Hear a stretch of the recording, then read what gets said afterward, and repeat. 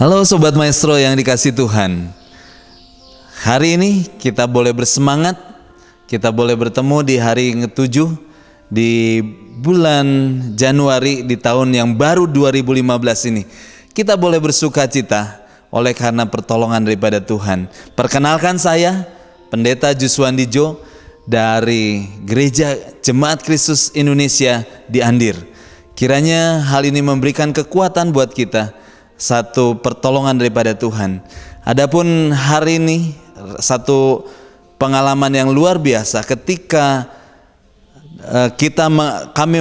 saya mengambil dari Amsal 17 ayat 22.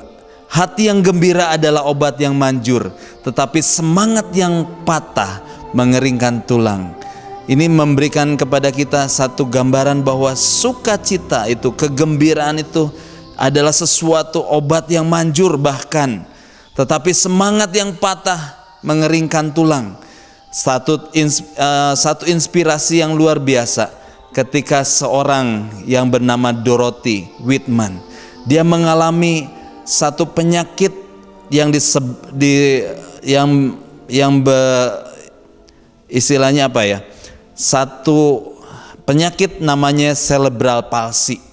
Adalah satu kelumpuhan otak di mana dia meminta kepada Tuhan kesembuhan. Tetapi ketika dia berusia 17 tahun, dia bilang kepada Tuhan, inilah tubuhku. Biarlah kiranya Tuhan, ketika semua sakit penyakit ini tidak bisa disembuhkan, dia tetap bahwa akal budinya, tetap hidupnya akan menjadi berkat buat orang lain. Kalau dia sudah berusia 71 tahun, ketika dia mendorong kursi roda dan dia berada di bawah pohon rindang, dan dia akan selalu melambaikan tangannya kepada orang-orang yang asing yang tidak dikenal sekalipun, dan mereka merespon dengan baik. Itulah sukacita daripada Dorothy Whitman. Kita akan belajar di sana bahwa sukacita, semangat itu tidak tergantung pada keadaan sekelilingnya, tidak tergantung pada keadaan sekitarnya, atau tergantung pada dunia ini. Tetapi satu hal, bahwa sukacita itu harus tergantung dan dilandasi bahwa ada kasih karunia, ada kasih yang begitu luar biasa yang Tuhan sudah tunjukkan lewat kematiannya, kebangkitannya di atas kayu salib, sehingga itu yang memberikan damai sejahtera, dan tahu bahwa damai sejahtera itu datang daripada Tuhan, bukan dari sekelilingnya. Pengenalan akan kasih karunia itu sangat penting. Pengenalan akan kasih karunia itu begitu melandasi sukacita kita hari demi hari. Dan yang kedua, bahwa janji-janji Tuhan kita harus ingat, kita harus renungkan setiap hari, setiap saat, setiap waktu.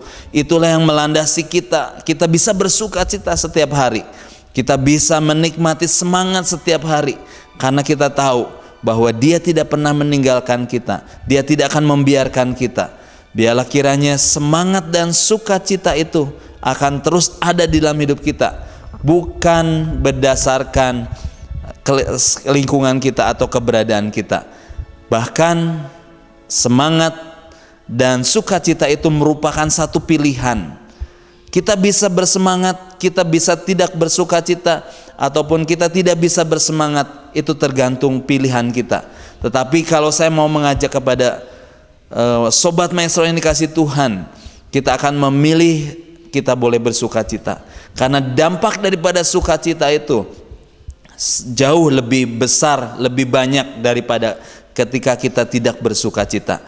Bahkan Amsal mengatakan, hati yang gembira adalah obat yang manjur, tetapi semangat yang patah mengeringkan tulang.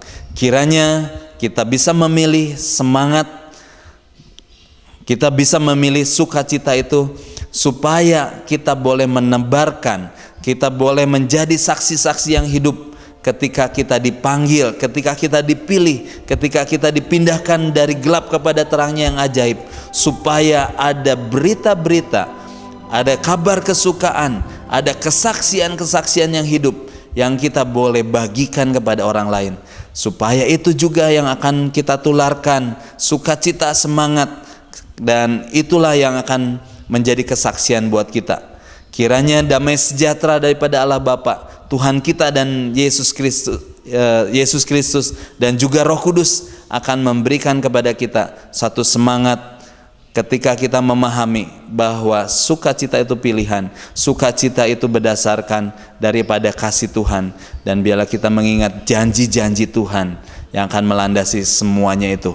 Kiranya damai sejahtera dari Allah Bapa, Tuhan Yesus, dan Roh Kudus akan memberkati kita baik hari ini sampai selama-lamanya.